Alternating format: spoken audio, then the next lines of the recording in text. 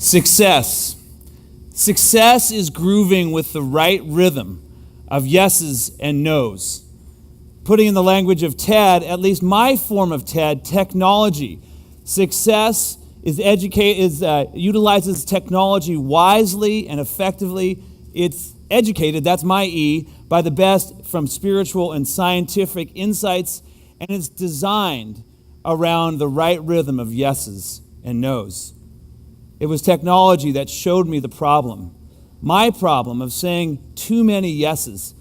There I was in a Manhattan cardiologist's office when I was living in New York, electrodes strapped to my chest for the sake of producing an EKG. And this is the advice of my general practitioner who said, Greg, the pains in your chest, they might be something more serious. And so as I worked on that treadmill, thoughts raced through my mind of dropping dead in front of my wife and my 2 kids at our dinner table, stories that I had heard many times over. I thought about technology at that point, and that technology was also causing the problem. It was the hundreds of emails I'd received when I would return from vacation. It was being wired in at all times. It was the cell phone where I could walk and talk on the way to the subway or get called from work at home. It was being in a technologically advanced city where I've been told that you're 55% more likely to have a heart attack if you're a New Yorker. Thanks for that statistic, right? And it was at that moment when I was probably in the depth of my own thoughts that I suddenly heard this voice that said, okay, you can stop on the treadmill now. The problems are not with your heart, they're somewhere else. I felt elated, I felt grateful, but I also realized that I needed to wake up to learn how to say strategic no's in life and to how to find this rhythm of yeses and no's. Now, I don't think this is limited to me. I think this is something that is difficult for many of us in this technological world. I've mentioned the name of my book, Say Yes to No, to different people, and they always say, I need that book. I have so much trouble saying no. I want to go back to an ancient question. What is human flourishing? And I turned to a researcher, a psychologist and researcher, Mihaly Csikszentmihalyi. Took me a while to practice that, by the way. He had a book named Flow, the Optimal Experience. And he said that flow is when consciousness is harmoniously ordered. It's when we want to do an activity for its own sake, despite the dangers or the difficulties in that activity. Csikszentmihalyi said this too. He said it's this Goldilocks moment in our life when there's not too little stress and we're bored, in other words, too many no's, or there's not too much stress, too many things happening, or too many yeses. In my language, flow happens when there's this right rhythm of yeses and no's. So if we were to look at the spiritual and scientific tradition to educate ourselves in what is this beautiful, successful life, there are 2 words that emerge from the spiritual writers. And I feel like I'm channeling Susan Cain in her amazing talk earlier. And they are these: be quiet. Be quiet. The great Christian writer of the 20th century, the Oxford literary scholar C.S. Lewis said it this way: every morning we have this decision we make because the hopes and desires from the day come rushing at us like wild animals, and our first act is to push them all back, to listen and to let that other, larger, stronger, quieter life come flowing in. For the past 20 years, I have been studying this interaction of spirituality and science, spiritual traditions, especially Christian teaching and how it relates to science. And I am currently co-directing a national grant from the John Templeton Foundation to look at this interaction within church congregations.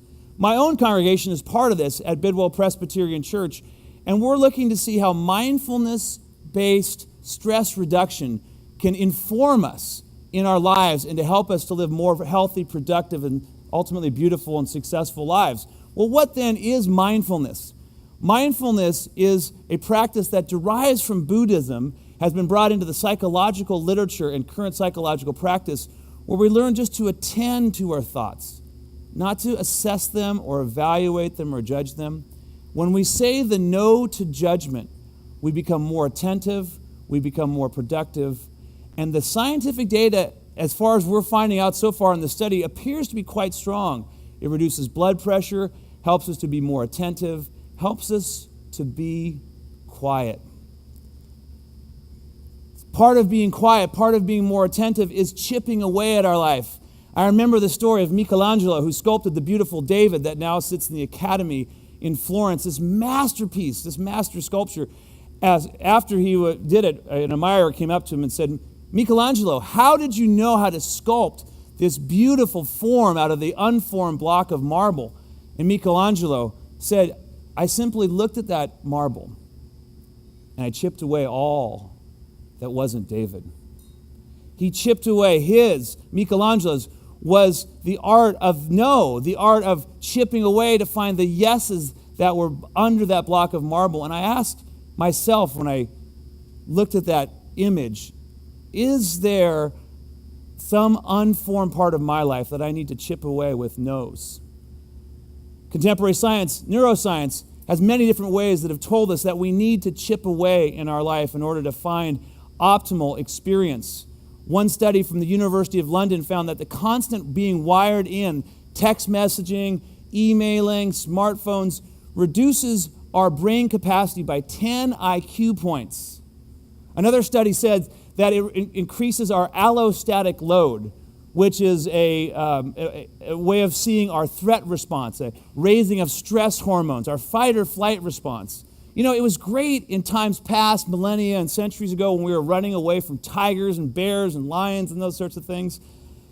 But today, our technological world has put us in this constant partial attention, constant partial inattention. And so we are like I was there in the cardiologist's office in Manhattan, elevated stress levels, blood pressure problems, all kind of things going wrong because we didn't learn, and I haven't learned enough, to chip away. Chipping away is central to following what we are called to do, what we are designed to do in life. And I want to offer then, how do we design a life around this rhythm of yeses and nos? So I wanted to start you on an exercise that you can start now on a phone, if you have a little place there to put it in a notepad, or maybe write it down, or just think out some words you'd love to describe your life. Every word, in fact, that you'd love to describe how you want to live your life and you want to be seen by others. Ask some people maybe this tomorrow or this weekend, what do you see in me? What are some descriptors of who I am? And then chip away until you get to just 3 words. Just 3 words. I have learned from product brand specialists that a good product brand is described by just 3 words, no more than 3 words. So we need to chip away at our own life and create an exercise, this exercise in personal branding, to find out what are those 3 yeses that define our life and to live our life accordingly. So what I try to do each day is to go back to this product identity. And I'll show you a little image of what it looks like perhaps. I always loved Yoda, from Star Wars. My 3 words are creative, teacher, and mentor. And Yoda is this master teacher, he takes on Luke Skywalker and trains him, and he helps him to be more who he's designed to be. That's the kind of person that I want to be: creative, teacher, and mentor. I seek to live my life each day along my branding identity. I seek to live out that guideline that I've heard. Some people dream of success, and I would add a beautiful life. Others wake up and get to work. That's the first thing I'd recommend. The second is not that different. I recommend sabbaths and mini sabbaths. These urgent and yet so often forgotten breaks throughout the week and throughout the day. A mini sabbath, 30 to 60 minutes every day where you do what you love, you're with a person you love, or you unplug and take that time, as we heard about earlier, just to be quiet. And 1 full day a week to unplug and to listen to that stronger voice come flowing in. And as Naomi Wolf says, to transcribe without fear, to be more and more the person that we are designed to be. Those are the days I find I come back to my center. Those are the days I come back to God in my life. Those are the days I find out what it means what my design is about. But you know, a great rhythm is not something that can just be described. It's something that needs to be heard and experienced as well. You know, rhythm isn't just all spaces, all notes, because it would sound like this, right? It isn't all notes, because that would be, which would get tiring after a while. But a great rhythm has both yeses and nos, both notes and spaces in it.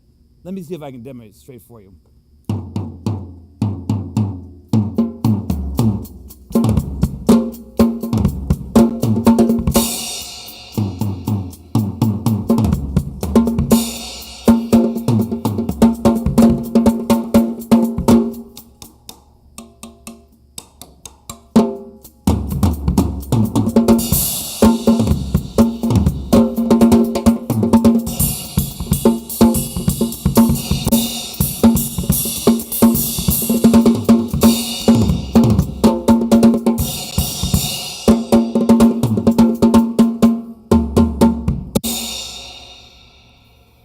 Thank you.